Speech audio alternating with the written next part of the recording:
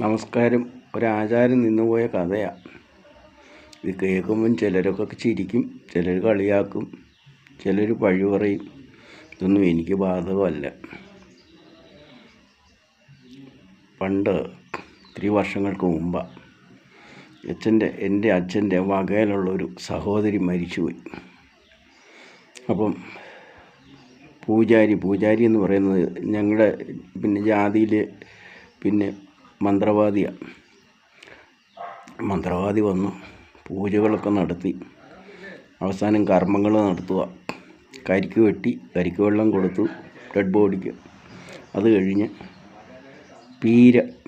തേങ്ങ തിരുമുന്ന അരിയും കൂടെ കുഴയ്ക്കും, ഇച്ചിരി വെള്ളവും ചേർത്ത്. എന്നിട്ട് ഉറ്റ മക്കളും ബന്ധുക്കളും സ്നേഹമുള്ളവരും ഇത് കുറേശ്ശെ വാരി ഈ ഡെഡ് ബോഡിയുടെ വായിലോട്ട് വെച്ച് കൊടുക്കും. ഞാനന്ന് കുഞ്ഞു പ്രായമാണ്, പള്ളിക്കൂടത്തിൽ പഠിക്കാറായില്ല, എങ്കിലും വർത്തമാനമൊക്കെ പറയും. എനിക്കാണെങ്കിൽ ഭയങ്കര വിശപ്പ്. തലേ ദിവസം വൈകിട്ടും ഒന്നും കഴിച്ചില്ല, രാവിലെ ഒന്നും കഴിച്ചില്ല. ഞാൻ അമ്മയോട് പറഞ്ഞു, അമ്മേ, ഞാൻ ആ അരിയും പീരയും പോയി ആ വായിന്ന് വാരി തിന്നാൻ പോവുക, എനിക്കതുപോലെ വിശക്കുന്നു. അമ്മ പറഞ്ഞിടാ, ദോഷമാണ്, അങ്ങനെയൊന്നും ചെയ്യരുത്. പൂജാരി ഇത് കേട്ടു. എന്താ കുട്ടി പറഞ്ഞെന്ന് ചോദിച്ചു. അവൻ ആ വായിന്ന് അരിയും പീരയും വാരി തിന്നാൻ പോവാന്ന് പറഞ്ഞു. പൂജാരി അല്പനേരം ഒന്ന് ആലോചിച്ചതിന് ശേഷം പറഞ്ഞു, ഈ ആചാരം ഇന്ന് ഇവിടെ കൊണ്ട് നിർത്തിക്കോണം. ഇനി ആരെങ്കിലും മരിച്ചാൽ ഈ അരി എടുത്ത് അവർക്ക് പട്ടിണിക്കഞ്ഞി വെച്ച് കൊടു. നാട്ടിലന്ന് ഭയങ്കര ദാരിദ്ര്യമാണ്. ഇങ്ങനെ ആ ആചാരം നിന്നുപോയി. നിങ്ങൾക്ക് എങ്ങനെ വേണേലും തയ്ക്കാം.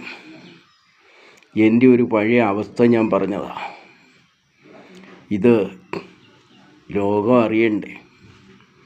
ഞാൻ അധർമ്മത്തിനെതിരെ വാള് വീശി നിന്നത് ചിലർക്ക് സഹിക്കത്തില്ല, ചിലർക്ക് സൂഹിക്കത്തില്ല. നല്ല പ്രവൃത്തി ചെയ്യുന്നവന് എന്നും നല്ലതാണ്. അവനെ ഞങ്ങൾ അംഗീകരിക്കും, അവനെ ഞങ്ങൾ ആദരിക്കും. അവന് ഇലക്ഷനിൽ നിന്നാൽ അവന് ഞങ്ങൾ വോട്ട് ചെയ്യും. നാട്ടിൽ പീഡനവും നടത്തി, ചൂഷണവും നടത്തി, കൊള്ളയും നടത്തി, കൊലപാതകവും നടത്തി, മനുഷ്യരെ തമ്മിൽ അടുപ്പിച്ച് ചോര കുടിക്കുന്ന കുറുക്കന്മാർക്കെതിരാണ് ഞാൻ. അതിനി നിങ്ങൾ എന്ത് ശിക്ഷ തന്നാലും ഞാനത് മേടിക്കും. നിങ്ങൾ ശിക്ഷിച്ചോ. കാട്ടാളൻ്റെ ശിക്ഷ ആരെയും ഭയക്കുമോ? കാട്ടാള, കോല്യാത്തെ, രത്നാകര, കൊള്ളക്കാര, അമ്പലം വിഴുങ്ങി, ഇതൊന്നൊക്കെ നിൻ്റെ പര്യായമാണ്.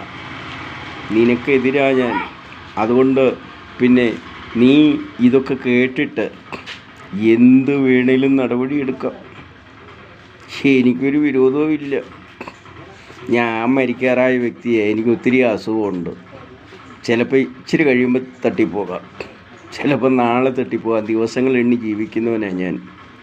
പക്ഷേ മരിക്കുന്നതിന് മുമ്പ് ഇതൊക്കെ ലോകജനതയോടൊന്ന് പറയണ്ടേ. നന്ദി, നമസ്കാരം.